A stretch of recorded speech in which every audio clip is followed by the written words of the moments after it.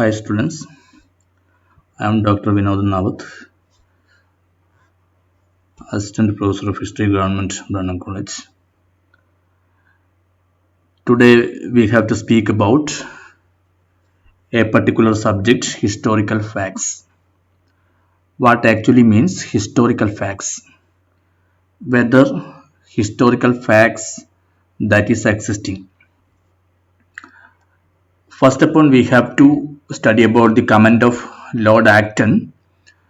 He argued that the task of historian is to produce ultimate history. Ultimate history, that we means ultimate fact. So his argument that there is an ultimate fact and there is an ultimate history, and the task of historian is to find out or identify the ultimate history. But the idea of ultimate history, true history or objective history, that was seriously challenged by the later generation. Their main argument is that knowledge of the past has come down through one or more human minds. Knowledge is not ultimate, or history is not ultimate, historical facts are not ultimate. It is the product of different individuals, and that is transferring from one individual to another, one generation to another. So that is why there is no objective historical truths. അപ്പോൾ നമ്മൾ പ്രധാനമായും സംസാരിക്കുന്നത് ചരിത്ര വസ്തുത എന്നതിനെ കുറിച്ചാണ്. ഇപ്പോൾ Lord Acton പ്രധാനമായും പറയുന്നത് ഒരു ചരിത്രകാരന്റെ പ്രധാനപ്പെട്ട ദൗത്യം എന്ന് പറയുന്നത് അൾട്ടിമേറ്റ് ഹിസ്റ്ററി അല്ലെങ്കിൽ നമ്മൾ പറയുന്ന പ്രധാന തത്വങ്ങൾ അല്ലെങ്കിൽ ചരിത്ര സത്യങ്ങൾ കണ്ടുപിടിക്കുക എന്നുള്ളതാണ്. എന്നാൽ പിൽക്കാല ഹിസ്റ്റോറിയൻസ്, പ്രത്യേകിച്ച് 19-ാം നൂറ്റാണ്ടിലെ ചരിത്രകാരന്മാർ പ്രധാനമായും വാദിക്കുന്നത് അങ്ങനെ ഒരു ആത്യന്തികമായ സത്യം എന്നുള്ളത് ചരിത്രത്തിൽ സാധ്യമല്ല. കാരണം ചരിത്രം നിർമ്മിക്കപ്പെടുന്നത് പല വ്യക്തികളുടെ സമൂഹത്തിൻ്റെ ഇടപെടലിൻ്റെ ഫലമായിട്ടാണ്. അത് ഒരു സമൂഹത്തിൽ നിന്നും വേറൊരു സമൂഹത്തിലേക്ക് കൈമാറിക്കൊടുക്കും. അപ്പം അതുകൊണ്ട് തന്നെ വ്യക്തിപരമായ ഘടകങ്ങൾ നമ്മൾ പറയുന്ന ചരിത്ര സത്യങ്ങളുടെ രൂപീകരണത്തിൽ വ്യക്തികളുടെ സ്വാധീനം പ്രധാനപ്പെട്ടതാണ്. വ്യക്തികളുടെ സാമൂഹിക ഇടപെടലിലൂടെയാണ് ചരിത്രം ഉണ്ടാവുന്നത്. അതുകൊണ്ട് തന്നെ വസ്തുനിഷ്ഠമായ ചരിത്രം, objective historical truth, that is not possible. So that is our prime concern of our argument, whether there is an ultimate history that is challenged by the later historians. So the idea of objective history is challenged by the later historians, and our question is that what is history? I think you already read or you are familiarized with a book named What is History, that is written by E.H. Carr. And the question of what is history, the historians argued that what is history is concerned with our position in time and space. That is concerned with our position in time and space, and that is connected with our approach towards a particular society we live. So while we are living in a society, how or what way we are approaching society, that is history. നമ്മൾ ഒരു സമൂഹത്തിൽ ജീവിക്കുന്ന സമയത്ത് ആ സമൂഹത്തെ നമ്മൾ എങ്ങനെയാണ് കാണുന്നത്? ഓരോ വ്യക്തികളും ഓരോ സമൂഹത്തെ, അവനവൻ ജീവിക്കുന്ന സമൂഹത്തെ വ്യത്യസ്തമായ തലത്തിലാണ് നോക്കിക്കാണുന്നത്. അപ്പോൾ നമ്മുടെ പൊസിഷൻ, നമ്മൾ സംഭവിക്കുന്ന സമൂഹത്തിൽ നമ്മുടെ പൊസിഷൻ എന്താണ്, നമ്മൾ ആ സമൂഹത്തെ എങ്ങനെയാണ് കാണുന്നത്, അതിൻ്റെ അടിസ്ഥാനത്തിലാണ്, അതിനെയാണ് നമ്മൾ എന്ത് പറയുന്നത്, ചരിത്രം എന്ന് പറയുന്നത്. So that is A simple definition. So the question of what is history, that is depend on our position in time and space. Ranke, you studied that Ranke, he is considered as the father of modern history, and he believed in positivism. That make an argument that historical truth are objective. Positivists argued that historical truth are objective and that is scientific in nature. So Ranke, who is the true proponent of the positivist ideas in the 1830s, and remarked that task of historian was simply to show how it really was. The task of historian is simply to show how it really was. അപ്പോൾ 1830കളിൽ positivism എന്ന് പറയുന്ന തത്വചിന്താ ആശയങ്ങൾ വളർന്നു വരികയും അതിന്റെ മുൻനിരയിലേക്ക് Ranke പ്രതിഷ്ഠിക്കപ്പെടുകയും ചെയ്യുന്നു. Ranke നമ്മൾ മനസ്സിലാക്കിയിടത്തോളം ആധുനിക ചരിത്രത്തിന്റെ പിതാവ് എന്ന പേരിൽ വിശേഷിപ്പിക്കുന്ന വ്യക്തിയാണ്. അദ്ദേഹം പറയുന്നു ചരിത്രകാരന്റെ കടമ അല്ലെങ്കിൽ ചരിത്രം എന്ന് പറയുന്നത് യഥാർത്ഥ വസ്തുതകളെ നോക്കിക്കാണുക എന്നുള്ളതാണ്. എന്താണ് യഥാർത്ഥ വസ്തുത? യഥാർത്ഥ വസ്തുതകളെ കണ്ടെത്തുക. ഒരു ഹിസ്റ്റോറിക്കൽ ഫാക്റ്റ് എന്ന് പറയുന്ന ഒരു കാര്യമുണ്ട്, അൾട്ടിമേറ്റ് ട്രൂത്ത് എന്ന് പറയുന്ന കാര്യമുണ്ട്, അതിനെ കണ്ടെത്തുക. So history is more scientific and historical truth are objective. Historical truth എന്ന് പറയുന്നത് ചരിത്ര സത്യം എന്ന് പറയുന്നത് ഒരിക്കലും വ്യക്തിനിഷ്ഠമല്ല, ദാറ്റ് ഈസ് ഒബ്ജക്റ്റീവ്, വസ്തുനിഷ്ഠമാണ്. അപ്പൊ അതുകൊണ്ട് തന്നെ ആ രീതിയിലാണ് റാങ്കെ 1830കളിൽ ചരിത്രത്തെ പ്രധാനമായിട്ടും നോക്കിക്കാണുന്നത്. So Ranke argued that there is historical fact and task of historian is to find out the historical fact. And we already make an argument that he belongs to the positivist school of thought, and positivist school of thought studies history or looks history as a science and speaks of the cult of facts. Cult of facts, ചരിത്ര സത്യങ്ങളുടെ ബിംബവൽക്കരണം. ചരിത്ര സത്യങ്ങൾ എന്ന് പറയുന്ന ഒരു ഘടകത്തെ ആസ്പദമാക്കുകയും ചരിത്ര സത്യങ്ങൾ കണ്ടെത്തുകയും, അങ്ങനെ ഒരു ചരിത്ര സത്യമുണ്ട്, ഒരു ഒബ്ജക്റ്റീവായ ഒരു ഹിസ്റ്ററി ഉണ്ട്, വസ്തുനിഷ്ഠമായ ഹിസ്റ്ററി ഉണ്ട്, അത് സയന്റിഫിക് ആയിരിക്കണം എന്നുള്ള രീതിയിലാണ്. But the post modernist thinkers you study that history is subjective. കാരണം നമ്മൾ പറയുന്ന ഒരു പ്രത്യേക ഈവന്റിനെ തന്നെ, ഒരു ഈവന്റിനെ പല വ്യക്തികളും പല രീതിയിലാണ് കാണുന്നത്. അതാണ് പോസ്റ്റ് മോഡേണിസം അങ്ങനെയാണ് പറയുന്നത്. ഒരു ഈവന്റിനെ പല വ്യക്തികളും അവരുടേതായ വീക്ഷണഗതിയിൽ വെച്ച് അവരുടേതായ ആശയങ്ങൾ വെച്ചുകൊണ്ട് ആണ് വിലയിരുത്തുന്നത്. അതുകൊണ്ട് തന്നെ ഒരു ഒബ്ജക്റ്റീവ് ട്രൂത്ത് ഇല്ല, അല്ലെങ്കിൽ വസ്തുനിഷ്ഠമായ ട്രൂത്ത് ഇല്ല, സബ്ജക്റ്റീവാണ്, വ്യക്തിപരമാണ്, അല്ലെങ്കിൽ നമ്മൾ പറയുന്ന വ്യക്തിനിഷ്ഠമായ ട്രൂത്തുകളേ ഉള്ളൂ എന്നുള്ളതാണ് പോസിറ്റിവിസ്റ്റിന്റെ വിമർശനമായിക്കൊണ്ട് നമ്മൾ പറയുന്ന പിൽക്കാലഘട്ടത്തിൽ പോസ്റ്റ് മോഡേണിസം പ്രധാനമായിട്ടും പറയുന്നത്. And now we have A definition of Oxford shorter English dictionary. It tells that fact is A datum of experience. Fact itself is an experience. That is an argument that we have in the Oxford Shorter English Dictionary. ഇതിൽ പറയുന്നത് ചരിത്ര വസ്തുത എന്ന് പറയുന്നത് അനുഭവങ്ങളാണ് ചരിത്ര വസ്തുതകൾ എന്ന് പറയുന്നത്. So while studying about the history, we can say that history is a mixing of or corpus of different kinds of facts or different kinds of sources. History consists of different kinds of corpus of facts. വ്യത്യസ്തമായ സത്യങ്ങളാണ് നമ്മൾ ഹിസ്റ്ററിയിൽ പ്രധാനമായും പഠിക്കുന്നത്. And these facts are available in the various kinds of documents.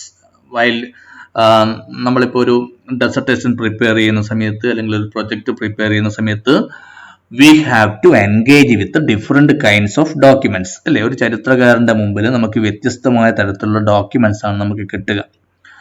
So that is in the form of inscriptions, that is in the form of manuscripts, that is in the form of printed material, that is in the form of archival sources. So different kinds of documents are available in history. E.H. Carr, the famous historian who wrote What is History, said that these different documents that we already point out, that whether it is in a printed form, whether it is an archival document, or whether it is an inscription. So all these documents are available like fish on the fishmonger's slab. അപ്പോൾ E.H. Carr പറയുന്നത് ചരിത്രം എന്ന് പറയുന്നത് വ്യത്യസ്തമായ സത്യങ്ങളുടെ ഒരു സങ്കരമാണ്. അപ്പോൾ നമ്മൾ ഈ പറയുന്ന ഈ ചരിത്ര സത്യങ്ങൾ അല്ലെങ്കിൽ ചരിത്ര വസ്തുതകൾ പലതരത്തിലുള്ള പ്രമാണങ്ങളിൽ നമുക്ക് ലഭ്യമാണ്. അതായത് നമ്മൾ പറയുന്ന ശാസനങ്ങൾ, അതുപോലെ തന്നെ പുരാവസ്തു രേഖകൾ, അതുപോലെ തന്നെ പ്രിന്റഡ് രേഖകൾ, പ്രസിദ്ധീകരിക്കപ്പെട്ട രേഖകൾ, ഇതിലൊക്കെയാണ് ചരിത്ര സത്യങ്ങൾ അല്ലെങ്കിൽ ഫാക്ട് നമുക്ക് കണ്ടെത്താൻ പറ്റുക. ആ ഇത്തരത്തിൽ കാണുന്ന ഡോക്യുമെന്റിൽ കാണുന്ന ഫാക്ട് എന്ന് പറയുന്നത് ഒരു മത്സ്യ വിൽപ്പനക്കാരന്റെ മുന്നിൽ നിൽക്കുന്ന പലകയിൽ കിടക്കുന്ന മത്സ്യങ്ങളെ പോലെയാണ്. So different fishes are available in the fishmonger's slab. And what is the task of historian? The task of historian is to collect them, collects them, takes them home and cooks and serves them in whatever style appeals to him. അപ്പോൾ നമ്മൾ പറയുന്ന രീതിയിൽ ഇപ്പോൾ ഒരു മത്സ്യ വിൽപ്പനക്കാരൻ്റെ നമ്മൾ പിന്നെ ഒരേ തരത്തിലുള്ള മീൻ ആൾക്കാർ വാങ്ങുന്നു. പക്ഷേ പല ആൾക്കാരും പല രീതിയിലാണ് അത് പിന്നെ അതിന് കറിക്കൂട്ടുകൾ ഉണ്ടാക്കുന്നത്. അത് മസാല അരച്ചിട്ടുണ്ടാക്കാം, അല്ലെങ്കിൽ മറ്റു രീതിയിൽ ഉണ്ടാക്കാം. So the same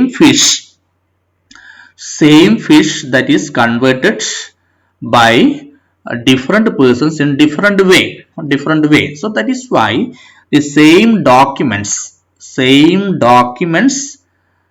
that is converted or that is interpreted in different way by different historians. So the documents are like in the fish and the fishmonger's slab, and this historical facts are the same historical facts are interpreted differently by different persons. So that is a argument, or there is a comment of E.H. Carr. And the historian collects the facts, the historian takes the facts into the home, and he shapes or he defines the documents in different way. And historians are also depending on various other kinds of sources that we know as auxiliary sciences. Along with the historical documents, we are mainly depending upon other kinds of sources that is known as auxiliary sciences, that is archaeology, epigraphy, numismatics, chronology. അപ്പോൾ നമ്മൾ പറയുന്ന ചരിത്ര പ്രമാണങ്ങൾ എന്ന് പറയുന്ന വിശേഷിപ്പിക്കുന്ന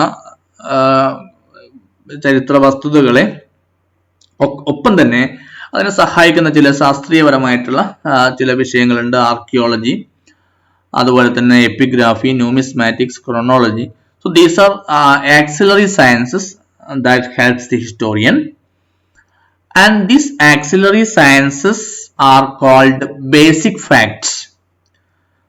These are called basic facts, and these basic facts are same for all historians. That is same for all historians, and that is considered as the raw materials of the historian. So these auxiliary facts or auxiliary sciences are the raw materials of the historian. And another aspect that we have to study, whether fact speaks for us. So there is an argument that facts speak for themselves. നമ്മുടെ മുന്നിലുള്ള വേറൊരു ചോദ്യം എന്ന് പറയുന്നത്, ഈ വസ്തുതകൾ നമ്മളോട് സംസാരിക്കുമോ അല്ലെങ്കിൽ വസ്തുതകൾ സ്വയം സംസാരിക്കുന്നതാണ് എന്നുള്ളതാണ്. നേരത്തെ ഉണ്ടായിരുന്ന argument the facts speak four themselves എന്നുള്ളതാണ്. ചരിത്ര സത്യങ്ങൾ അത് ചരിത്ര സത്യങ്ങൾക്ക് വേണ്ടി മാത്രം അത് സ്വയം സംസാരിക്കുന്നു എന്നുള്ളതാണ്. But now this idea that is changed, and the facts speak only when historian calls on them. അപ്പൊ ഇത് ശരിയല്ല. അതായത് ചരിത്ര വസ്തുതകൾ അതേപോലെ നിൽക്കുന്നു, ചരിത്രകാരനുമായിട്ട് ഇന്ററാക്ട് ചെയ്യുന്നില്ല എന്നുള്ളതാണ് നേരത്തെ ഉണ്ടായിരുന്ന ഒരു ആർഗ്യുമെന്റ് ആയിട്ട് മുന്നോട്ട് വെക്കുന്നത്. പക്ഷെ ഇപ്പൊ നമ്മൾ പറയുന്നത് ഒരു ചരിത്ര വസ്തുത വെളിപ്പെടുന്നത് ആ ചരിത്ര വസ്തുതകളോട് നമ്മൾ നിരന്തരമായ ചോദ്യങ്ങൾ ചോദിക്കുമ്പോഴാണ്. For example, on the way you find out an inscription, and as far as an ordinary person, this is a stone and there is a carving on the stone. But when it is found out by a historian, he is continuously asking question to that stone. From where this stone that was brought out, what is the language that is used for encrypting something. So this kind of questions are already raised by the historian. ഇപ്പോൾ നമ്മൾ ഒരു fact ചരിത്രകാരനോട് എങ്ങനെയാണ് സംവദിക്കുന്നത്, ഒരു ചരിത്ര വസ്തുത എങ്ങനെയാണ് അപ്പൊ ചരിത്രകാരൻ ഒരു ഫാക്ടിനോട് നിരന്തരമായ ചോദ്യങ്ങൾ ചോദിക്കുകയാണ്. അപ്പോൾ ഒരു ശാസനം, ഒരു കരികളിൽ കൊത്തിവെക്കുന്ന ഒരു ശാസനം സാധാരണക്കാരനെ സംബന്ധിച്ചോളം അതൊരു വസ്തുത മാത്രമാണ്. പക്ഷെ ഒരു ചരിത്രകാരൻ അതിനോട് നിരന്തരമായ ചോദ്യങ്ങൾ ചോദിക്കുകയും അദ്ദേഹത്തിന് നിരന്തരമായ ഉത്തരങ്ങൾ കിട്ടിക്കൊണ്ടിരിക്കുകയും ചെയ്യുന്നു. So that is why the present argument is that the facts speak only when the historians continuously speaking to that facts, and he decide which facts to give the door. അപ്പൊ അദ്ദേഹം ഒരു ചരിത്രകാരനാണ് തീരുമാനിക്കേണ്ടത് ഏത് ചരിത്ര വസ്തുതയാണ്. നമ്മൾ നേരത്തെ പറഞ്ഞ പോലെ അതൊരു ആർക്കിയോളജിക്കൽ രൂപത്തിലാകാം, അല്ലെങ്കിൽ ഫാക്ട് എന്ന് പറയുന്നത് അതൊരു പുരാവസ്തു അല്ലെങ്കിൽ നമ്മൾ പറയുന്ന കയ്യെഴുത്ത് പ്രതിയുടെ രൂപത്തിലാകാം. അപ്പൊ ഏത് ഫാക്റ്റ് ആണ് നമുക്ക് ആവശ്യമായ വിവരത്തിലേക്ക് നയിക്കുന്നത് അത് തീരുമാനിക്കേണ്ടത് ചരിത്രകാരന്റെ കടമയാണ്. So E.H. Carr argued that fact is like a sack and it would not stand up till you have put something in it.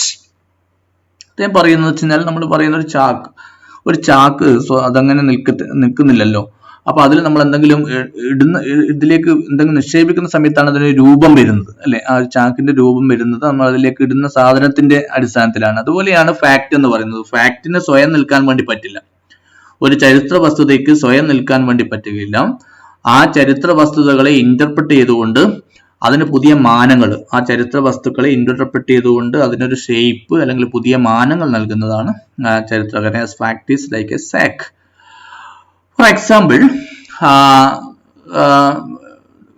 we are every day some people are crossing the river, but that is not a news, or that is not a record, or that is not a fact. But Caesar's crossing of the river Rubicon,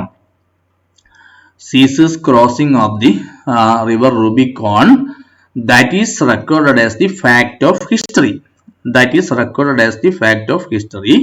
Whereas the crossing of the Rubicon by millions of other people before or since the interests nobody at all. അപ്പൊ നമ്മൾ പറയുന്നത് എങ്ങനെയാണ് ഒരു ചരിത്ര വസ്തുത ഉണ്ടാകുന്നത്, ആരാണ് ചരിത്ര വസ്തുത ഉണ്ടാക്കുന്നത്? നമ്മൾ നേരത്തെ പറഞ്ഞ പോലെ നദികള് പല ആൾക്കാരും എല്ലാ ദിവസവും കടക്കുന്നുണ്ടെങ്കിൽ സീസർ അദ്ദേഹത്തിന്റെ യുദ്ധ പര്യടനത്തിന്റെ ഭാഗമായി റൂബിക്കോൺ എന്ന് പറയുന്ന നദി മുറിച്ചു കടന്ന ഒരു ചരിത്ര വസ്തുതയാണ്, അല്ലെങ്കിൽ ഒരു ഹിസ്റ്റോറിക്കൽ ഫാക്റ്റ് ആയിട്ട് മാറുന്നു. So this kind of fact that is created by our continuous interaction with the sources. The fact that you arrived in this building half an hour ago on foot or a bicycle or in a car is just as much a fact. അതൊരു സത്യമാണ്. നമ്മൾ പറയുന്ന ചില കാര്യങ്ങൾ ഒരു സത്യമാണ്. But there are certain historical facts. There are fact and historical facts. അപ്പൊ അത് ചില കാര്യങ്ങൾ നമ്മൾ പിന്നെ ഒരു സ്ഥലത്തേക്ക് ഒരാൾ വരുന്നു, പിന്നെ അയാൾ ഒരാളെ മീറ്റ് ചെയ്യുന്നു, അതൊക്കെ നമ്മൾ പറയുന്ന സാധാരണ അതൊരു ഫാക്ട് തന്നെയാണ്, സത്യമാണ്. പക്ഷെ നമ്മൾ പറയുന്ന ഇന്ത്യയുടെ പ്രധാനമന്ത്രിയും അമേരിക്കൻ പ്രസിഡന്റും തമ്മിലുള്ള ഒരു meeting, that is A historical fact.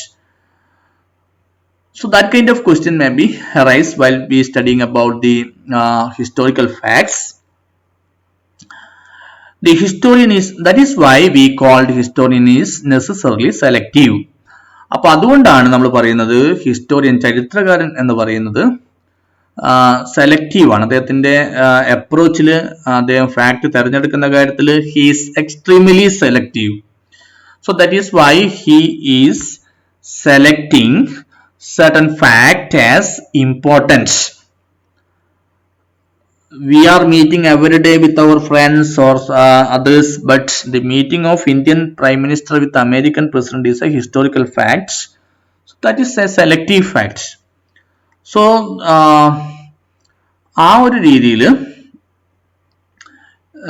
ഞാൻ നേരത്തെ സൂചിപ്പിച്ചതുപോലെ ഒരു ഒബ്ജക്റ്റീവായിട്ടുള്ള സത്യം, ഒരു ഒബ്ജക്റ്റീവ് ഹിസ്റ്ററി എന്ന് പറയുന്ന ഒരു ഒബ്ജക്റ്റീവ് ഫാക്ട് എന്ന് പറയുന്ന ഒരു ഘടകത്തെ തള്ളിപ്പറയുന്ന ഒരു അവസ്ഥ ഉണ്ട്, ശരി തന്നെ. The belief in a hard core of the historical fact existing objectively and independently of the interpretation of the historian is a fallacy, but one which it is very hard to eradicate. അപ്പോൾ നമ്മൾ പറയുന്ന ഒബ്ജക്റ്റീവായ ചരിത്ര വസ്തുത ഇല്ല എന്ന് പറയുമ്പോൾ തന്നെ, അല്ലെങ്കിൽ വസ്തുനിഷ്ഠമായ ചരിത്രം ഇല്ല എന്ന് പറയുമ്പോൾ തന്നെ അതിനെ മുഴുവനായിട്ടും തള്ളിക്കളയാൻ വേണ്ടി പറ്റില്ല. ഒരു പരിധി വരെ ചരിത്ര പഠനത്തിന് വസ്തുനിഷ്ഠമായ ചരിത്രവും നമുക്ക് ആവശ്യമുണ്ട്. അപ്പോൾ നേരത്തെ while studying about the 17th century or 18th century historiography, we can see that they collected all kinds of sources.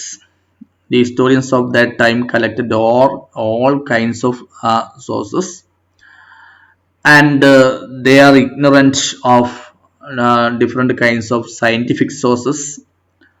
So that kind of problem, നമ്മൾ പറയുന്ന ഒരു 16-17 നൂറ്റാണ്ടുകളിലെ ഒരു പരിധി വരെ 18ാം നൂറ്റാണ്ടിന്റെ പകുതി വരെയുള്ള ചരിത്രം പരിശോധിക്കുന്ന സമയത്ത് മിക്കവാറും ചരിത്രം അജ്ഞതയിൽ നിന്ന് നിർമ്മിക്കപ്പെട്ടതാണെന്ന് നമുക്ക് മനസ്സിലാക്കാൻ വേണ്ടി പറ്റും. കാരണം നമുക്കറിയാം, ചരിത്ര നിർമ്മാണത്തിന് വേണ്ടിയിട്ട് different kinds of sources are available. Archaeological sources, epigraphical sources, archival sources, different kinds of sources are available. But the problem of the history or historiography of this 17th and 18th century was that the history created during this period was from in ignorance. അപ്പോൾ കയ്യിൽ കിട്ടിയ source ഉപയോഗിച്ച് എഴുതി എന്നല്ലാതെ പല ഘടകങ്ങളും അജ്ഞതയിൽ നിന്ന് ക്രിയേറ്റ് ചെയ്യപ്പെട്ടതാണ്. But the modern historian have the dual task of discovering the few significant facts and turning them into the fact of history, and of discarding the many insignificant facts as the unhistorical. പക്ഷെ ആധുനിക ചരിത്രകാരനെ സംബന്ധിച്ചോളം അത് സാധ്യമല്ല. അദ്ദേഹത്തിന്റെ മുമ്പിൽ വളരെ ശാസ്ത്രീയപരമായ രീതിയിലുള്ള ഒരുപാട് ഉപാദാനങ്ങൾ അല്ലെങ്കിൽ തെളിവുകളുണ്ട്. അപ്പൊ അദ്ദേഹത്തിന്റെ ആധുനിക ചരിത്രകാരന്റെ പ്രധാനപ്പെട്ട ദൗത്യം എന്ന് പറയുന്നത് തന്റെ മുന്നിൽ കിടക്കുന്ന നിരവധിയായിട്ടുള്ള ചരിത്ര സത്യങ്ങളിൽ നിന്ന് അല്ലെങ്കിൽ രേഖകളിൽ നിന്ന് വളരെ പ്രധാനപ്പെട്ട രേഖകൾ കണ്ടെത്തുക എന്നുള്ളതാണ്. വളരെ പ്രധാനപ്പെട്ട രേഖകൾ മാത്രം കണ്ടെത്തുകയും ആ രേഖകളുടെ അടിസ്ഥാനത്തിൽ ചരിത്രം നിർമ്മിക്കപ്പെടുകയും മറ്റുള്ളവയെ അവഗണിക്കുകയും ചെയ്യുന്നതാണ്. That is the task of the modern historian. So the facts whether found in documents be processed by the historians before he can make any use of them. അപ്പൊ അതുകൊണ്ടാണ് പറയുന്നത്, നമ്മൾ പറയുന്ന ഏത് തരത്തിലുള്ള ഡോക്യുമെന്റ് അല്ലെങ്കിൽ ഏത് തരത്തിലുള്ള രേഖകളിലും ഉള്ള ഫാക്റ്റുകളെ പ്രോസസ് ചെയ്യണം. അതിനെ പുനഃക്രമീകരിക്കുകയോ അല്ലെങ്കിൽ വ്യാഖ്യാനിക്കുകയോ ചെയ്യണം. ഒരു ചരിത്രകാരൻ ഒരു ഫാക്റ്റിനെ ഉപയോഗിക്കുമ്പോൾ നമുക്ക് കിട്ടിയ ഫാക്റ്റിനെ നമ്മൾ എന്ത് ചെയ്യണം, പ്രോസസ് ചെയ്യണം. അല്ലെങ്കിൽ നമ്മളതിനെ വീണ്ടും വിശകലനത്തിന് വിധേയമാക്കിയതിന് ശേഷം, ഇന്റർപ്രറ്റ് ചെയ്തതിനു ശേഷം മാത്രമേ ഉപയോഗിക്കാൻ പാടുള്ളൂ. And Ranke, who belongs to Germany, Ranke is identified as the father of modern history, and his idea was influenced by positivism. His idea was influenced by the Enlightenment of the 1880s and 1890s, and after that, by 1890s, the cult of fact was seriously challenged. നേരത്തെ പറഞ്ഞ പോലെ 1890-കളോടുകൂടിയിട്ട് അല്ലെങ്കിൽ 19ാം നൂറ്റാണ്ടിന്റെ തുടക്കത്തോടു കൂടിയിട്ട് cult of fact, ചരിത്ര വസ്തുതകൾ എന്ന് പറയുന്ന അല്ലെങ്കിൽ ചരിത്ര സത്യങ്ങൾ എന്ന് പറയുന്ന ഘടകങ്ങളെ വളരെ സീരിയസ് ആയി ചോദ്യം ചെയ്തു. അങ്ങനെ ചരിത്ര സത്യങ്ങൾ എന്ന് പറയുന്ന ഒരു ഘടകങ്ങളില്ല. ചരിത്ര സത്യങ്ങൾ എന്ന് പറയുന്നത് ഓരോ വ്യക്തിയും അവന്റെ സമൂഹത്തെ എങ്ങനെയാണ് നോക്കിക്കാണുന്നത് എന്നുള്ളതാണ്. അതായത് നമ്മളെ കയ്യിൽ കിട്ടിയിരിക്കുന്ന ഒരു ഡോക്യുമെന്റിനെ ഓരോ വ്യക്തിയും എങ്ങനെ ഇന്റർപ്രറ്റ് ചെയ്യുന്നു, അത് വ്യക്തിനിഷ്ഠിതമാണ്. അല്ലെങ്കിൽ അതുകൊണ്ട് തന്നെ ഒരു കൾട്ട് ഓഫ് ഫാക്ട് എന്ന് പറയുന്ന ഒരു ഘടകം ഇല്ല എന്നുള്ളൊരു ചിന്താഗതി പിന്നീട് വളർന്നു വന്നിട്ടുണ്ട്. That is why Benedetto Croce he make a comment that all history is contemporary history. എല്ലാ ചരിത്രവും സമകാലീന ചരിത്രമാണ്. all history is contemporary history, and The task of historian is to create the past through the eyes of the present. അപ്പോൾ എല്ലാ ചരിത്രവും സമകാലീന ചരിത്രമാണ്. അപ്പോൾ അതുകൊണ്ട് തന്നെ ചരിത്രം എന്ന് പറയുന്നത് അല്ലെങ്കിൽ പാസ്റ്റ് എന്ന് പറയുന്നത് പ്രസന്റിന്റെ കാഴ്ചപ്പാടിലൂടെ വേണം പാസ്റ്റിനെ നോക്കേണ്ടത്. പ്രസന്റിന്റെ കാഴ്ചപ്പാടിലൂടെയാണ്, അല്ലെങ്കിൽ ആധുനിക കാലഘട്ടം അല്ലെങ്കിൽ സമകാലീന കാലഘട്ടത്തിന്റെ പ്രശ്നങ്ങളിലൂടെയാണ് പിന്നെ നമ്മൾ പറയുന്ന പാസ്റ്റിനെ നോക്കിക്കാണ്ടത്. That is why he make an argument that all history is contemporary history.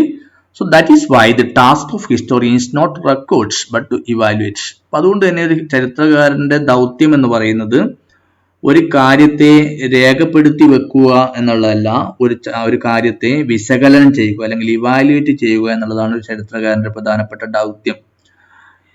അങ്ങനെ ഒരു ഫാക്റ്റിനെ ഇവാലുവേറ്റ് ചെയ്യേണ്ടത് എങ്ങനെയായിരിക്കണം? സമകാലീനമായ പ്രശ്നങ്ങൾ വെച്ചുകൊണ്ട് അല്ലെങ്കിൽ സമകാലീനമായ അനുഭവങ്ങൾ വെച്ചുകൊണ്ട് കഴിഞ്ഞ കാലത്തെക്കുറിച്ച് പഠിക്കുക. സമകാലീന അനുഭവത്തിന്റെ വെളിച്ചത്തിൽ, സമകാലീന പ്രശ്നങ്ങളുടെ അടിസ്ഥാനത്തിൽ കഴിഞ്ഞ കാലത്തെക്കുറിച്ച് പഠിക്കുക എന്നുള്ളതാണ് ചരിത്രകാരന്റെ ദൗത്യം. So that is why Benedetto Croce make an argument that all history is contemporary history. And by 1910, the American historian Carl Becker argued that the facts of history do not exist for any historian till he creates them. അപ്പം അതുകൊണ്ടാണ് call Baker പറയുന്നത് ചരിത്രകാരന്റെ മുമ്പിൽ അങ്ങനെ ഒരു fact നിൽക്കുന്നില്ല. ചരിത്രകാരന്റെ മുമ്പിൽ പിന്നെ ഒരു സ്വതന്ത്രമായി ഒരു ചരിത്ര സത്യമില്ല. ചരിത്രകാരൻ എപ്പോഴാണോ ചരിത്ര സത്യം കണ്ടുപിടിക്കുന്നത് അല്ലെങ്കിൽ ഒരു ഡോക്യുമെന്റ് ഇന്റർപ്രറ്റ് ചെയ്യുന്നത് വിശകലനം ചെയ്യുന്നത്, അപ്പോഴാണ് facts of history that is created. So these are the essential ideas that we have to share in the first tutorial that we have.